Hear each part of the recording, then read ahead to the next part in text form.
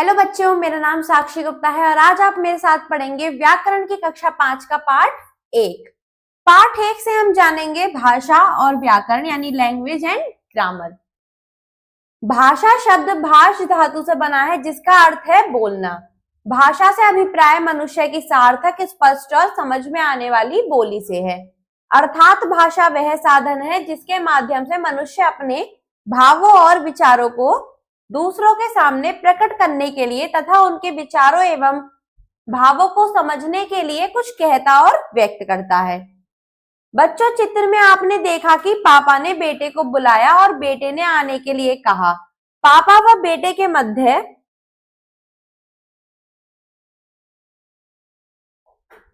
अपने विचारों के आदान प्रदान का साधन है बोलना और सुनना, यही भाषा है।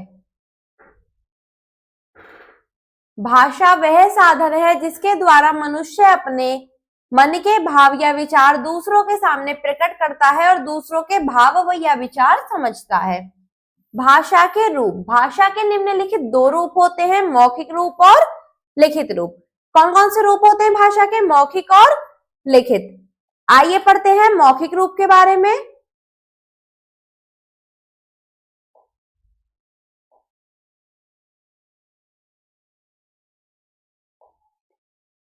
मौखिक भाषा। जब हम बोलकर भाषा का प्रयोग करते हैं तो वह भाषा का मौखिक रूप कहलाता है। जैसे प्रधानमंत्री ने अपनी भाषा द्वारा लोगों को अपने विचारों से अवगत कराया। उन्होंने कहा कि नेहरू के सपनों का भारत बनाने की कोशिश कर रहे हैं।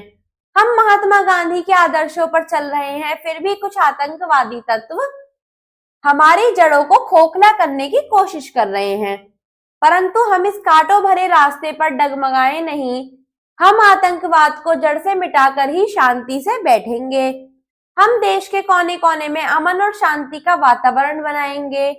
इस प्रकार प्रधानमंत्री जी ने भाषा द्वारा अपने विचारों को जनता तक पहुंचाया। अतः हम परिभाषा के रूप में कह सकते हैं कि यह भाषा मौखिक भाषा है। अगली है आपकी लिखित भाषा। जब हम अपने मन के भावों को लिखकर दूसरों के सामने प्रकट करते हैं तो वह भाषा का लिखित रूप कहलाता है। जैसे कि हम पत्र या प्रार्थना पत्र आदि लिखकर अपने विचारों को दूसरों के सामने प्रकट करते हैं तो वह भाषा का लिखित रूप कहलाता है। उदाहरण के लिए पुस्तक, समाचार पत्र आदि। लिखित भाषा ही स्थायी भाषा होती है।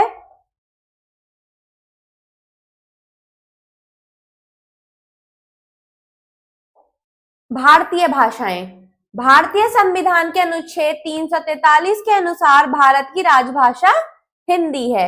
इस भाषा को 14 सितंबर 1949 को राजभाषा के रूप में स्वीकार किया गया है। भारत में भी अनेक भाषाएं बोली जाती हैं। इन भाषाओं में से 22 भाषाओं को संविधान द्वारा मान्यता प्रदान की गई है। ये भाषाएं निम्नलिखित है: हिंदी, संस्कृत, पंजाबी, उड़िया, गुजराती, कन्नड़, बांग्ला, तमिल, तेलुगु, मलयालम, मणिपुरी, कोंकणी, सिंधी, नेपाली, असमिया, कश्मीरी, मराठी, उर्दू, बोडो, संथाली, मैथिली, डोगरी आदि। संसार में अनेक भाषाएं बोली जाती हैं, जैसे फ्रेंच, जर्मन, उर्दू, अरबी, फारसी, हिंदी, अंग्रेजी, चीन, हिब्रू आदि। बोली। आइए जानते हैं कि बोली क्या होती है। बोली एक क्षेत्रीय भाषा होती है। बोली का अपना एक सीमित क्षेत्र होता है। केवल उस क्षेत्र में रहने वाले लोग ही उसे बोल और समझ सकते हैं, जबकि भाषा एक विस्तृत क्षेत्र में बोली जाती है। बोली का अपना कोई लिखित रूप नहीं होता है। इसका कोई भी लिखित साहित्य नहीं होता है। भारतवर्ष में लगभग 1652 भाषाएं बोली जाती हैं। भाषा और बोली में अंतर निम्नलिखित रूप से प्रकट किया जा सकता है। आइए जानते हैं भाषा और बोली में क्या अंतर होता है।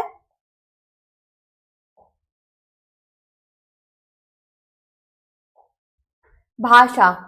भाषा का क्षेत्र विस्तृत होता है और बोली का भाषा का क्षेत्रीय रूप होता है और यह रूप भाषा की अपेक्षा सीमित होता है।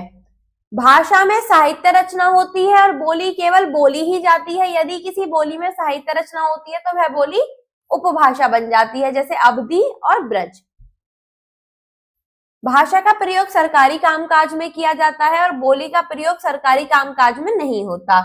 अपितु किसी क्षेत्र विशेष के जन सामान्य के परस्पर व्यवहार या विचारों के आदान प्रदान में होता है। अगला है आपका लिपि। आइए जानते हैं लिपि क्या होती है। मनुष्य के मुख से निकली ध्वनियों को लिखने के लिए कुछ चिन्ह निर्धारित किए गए हैं, यह चिन्ह ही लिपि कहलाते हैं। प्रत्येक भाषा की अपनी एक लिपि होती है, जैसे हिंदी देवनागरी, संस्कृत देवनागरी, पंजाबी गुरुमुखी, अंग्रेजी रोमन, उर्दू, फारसी, मराठी देवनागरी। भाषा को लिखने के लिए निर्धारित चिन्ह उस भाषा की लिपि कहलाते हैं। आइए चलते हैं आगे। व्याकरण। व्याकरण के बिना भाषा अधूरी होती है, क्योंकि व्याकरण ही भाषा के शुद्ध रूप का ज्ञान कराता है। व्याकरण एक शास्त्र है, इसके नियमों द्वारा ही भाषा का शुद्ध रूप निर्धारित होता है। किसी भी भाषा के ज्ञान के लिए उसके व्याकरण का ज्ञान होना बहुत आवश्यक है। व्याकरण ही भाषा को सुंदर व शुद्ध रूप से व्यवस्थित करता है। व्याकरण को मुख्य रूप से 3 भागों में विभाजित किया गया है: वर्ण विचार, शब्द विचार और वाक्य विचार। वर्ण विचार से हमें वर्णों के उच्चारण और बनावट का ज्ञान प्राप्त होता है। शब्द विचार द्वारा हम शब्दों की बनावट, शब्दों की उत्पत्ति तथा शब्दों के भेदों के बारे में ज्ञान प्राप्त करते हैं। वाक्य विचार से हम वाक्य के भेदों, वाक्य के प्रयोग तथा रचना आदि के बारे में ज्ञान प्राप्त करते हैं, जिनका विस्तार पूर्वक अध्ययन हम अगले अध्याय में करेंगे। आइए जानते हैं हमने इस पाठ से क्या सीखा। हमने सीखा कि भाषा द्वारा हम अपने मन के भावों या विचारों को दूसरों के सामने प्रकट करते हैं। भाषा का प्रयोग हम बोलकर या लिखकर करते हैं। भाषा के 2 रूप होते हैं, मौखिक और लिखित। भाषा को जिस विधि से लिखते हैं उसे लिपि कहते हैं, और हिंदी भाषा की लिपि का नाम देवनागरी है। व्याकरण भाषा को शुद्ध, सरल और प्रभावी बनाता है। आइए आप करते हैं इसकी अभ्यास में आपके हैं मौखिक प्रश्न। निम्नलिखित प्रश्नों के उत्तर बताइए। क, भाषा किसे कहते हैं? भाषा द्वारा हम अपने मन के भावों या विचारों को दूसरों के सामने प्रकट करते हैं, या अन्य शब्दों में हम कहें तो भाषा हमारे विचारों के आदान प्रदान को संभव बनाती है, और विचारों के आदान प्रदान को ही हम भाषा कहते हैं। बोली किसे कहते हैं?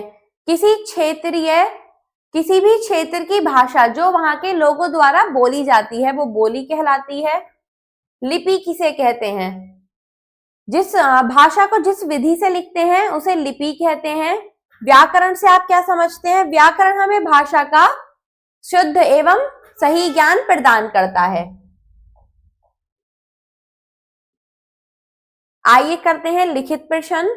सही विकल्प पर निशान लगाइए। क, भाषा का निर्माण कौन कर सकता है? कोयल, मनुष्य, घोड़ा कोई नहीं। भाषा का निर्माण मनुष्य कर सकता है। चलते हैं ख पर। भाषा को शुद्ध लिखना, पढ़ना तथा बोलना कौन सिखाता है? व्याकरण। सही कथन पर सही और गलत कथन पर गलत का निशान लगाइए।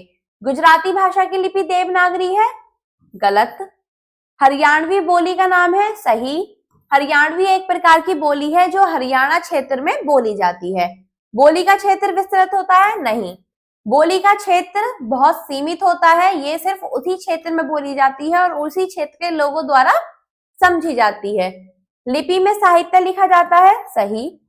व्याकरण से हम केवल शुद्ध बोलना सीखते हैं? नहीं, बल्कि व्याकरण से हम शुद्ध लिखना भी सीखते हैं। आइए करते हैं रिक्त स्थानों की पूर्ति। हमारे संविधान में 22 भाषाओं को मान्यता मिली है। हिंदी भाषा को 14 सितंबर सन 1949 में राजभाषा घोषित किया गया था। उर्दू भाषा की लिपि रोमन है। अंगिका एक आर्यन भाषा का नाम है। संथाली एक भाषा का नाम है। अब करने की बारी। तो बच्चों इसमें आपको बताना है कि पिछली बार जब आप छुट्टियों में अपने माता पिता के साथ कहाँ घूमने गए थे और उसके बारे में लिखना है। आपको उस जगह का नाम लिखना है जहां आप घूमने गए, वहां कौन सी भाषा की लिपि बोली जाती है, वहां का खान पान क्या है, वहां की भाषा क्या है, वहां का पहनावा क्या है और वहां आपने कौन कौन से दर्शनीय स्थल देखे। इस प्रकार आप इसे अपनी अभ्यास पुस्तिका उत्तर पुस्तिका में पूरा कर लेंगे। धन्यवाद।